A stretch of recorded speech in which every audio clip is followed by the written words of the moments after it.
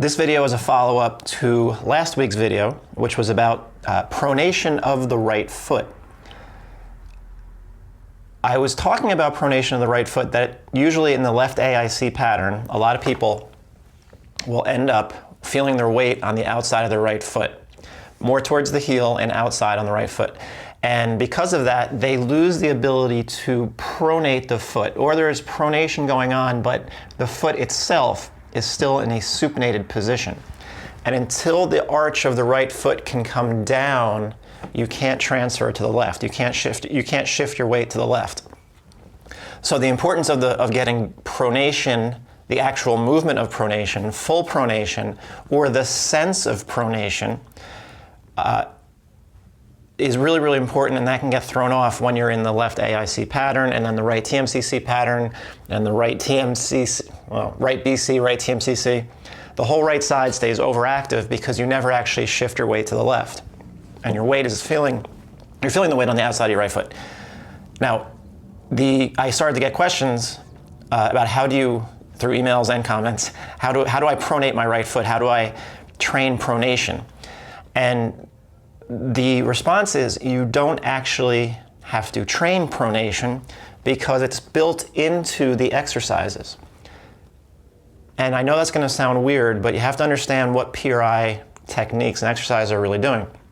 So for example, if you look at my website, and I only have 4 techniques, and that's the way it's going to stay. One of them is a left side lying right glute max technique. That technique is focusing obviously on the right glute max. But in order for any of these exercises or techniques to have any meaning to your brain has to sense 2 different things going on at once. It has to sense something occurring on the left side of the body and something occurring on the right side of the body, because that's upright walking. Remember, all these techniques are mimicking a stage of gait, a stage of the walking cycle.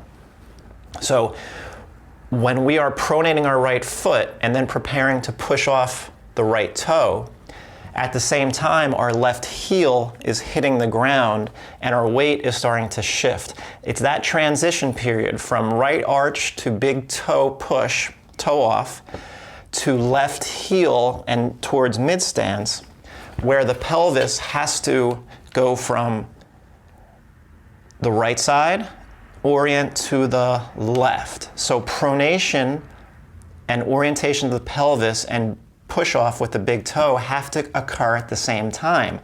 Because then it'll make sense to your brain. Oh, it's walking. And that's where people get stuck in that transition phase, because their pelvis is stuck to the right. They can never get all these things working at the same time. The PRI techniques have this built in, because once you're lying on your left side, you kind of push your bottom hip into the floor. That is side bending the left. That's giving you that left ZOA, the left abs. That's closing down the left side, which you need in the frontal plane, which you need when you're on your left leg. So you're closing down the left side. Then you have to shift the right knee forward. As you shift the right knee forward, the right side of the pelvis comes forward, and it orients the pelvis to the left. So it's putting you into the proper position to experience pronation of the right foot. And now you sense the arch of the right foot. That will give you the right glute. So you have a right glute being associated with pronation of the right foot. Then you also have the left foot on the wall. And if you sense your left heel and that left abs, you now have a sense of 2 different things going on at the same time. Opposites, because walking is opposites. The right side and the left side of the body, if they are doing the same thing at the same time, you are in major trouble, because you cannot move, you cannot rotate like a human should. The right side and the left side always have to be doing opposites in order for you to move like a human. Otherwise, you're stuck. So your brain has to be able to compare the fact that the left side and the right side are doing 2 different things. Because the only way, and this is not just in PRI, but this is how PRI reflects life in general and the workings of the mind. The only way that you can know anything is by comparison. If you dropped out of the ether onto a mountaintop and you find yourself there and you never see another human being, you wouldn't have any sense of what you are. You wouldn't know whether you're short, whether you're tall, whether you're black, whether you're white, whether you're Chinese, Irish, Italian, fat, thin, muscular, normal, whatever. You would have no idea because you would have nothing to compare yourself to. So you would have nothing. You wouldn't know. You wouldn't be able to label yourself as anything. Well, the same thing is going on with your body. Your brain can only know what to do if it has a sense of two different things. So the only way you can make all this work, pronation is meaningless to you or your brain if it's not also accompanied by supination on the other side. So you have to have pronation on one side, supination on the other side. That's walking. That's how we organize muscle function, and that's how muscles will move. And that's how our body will move forward as a human should.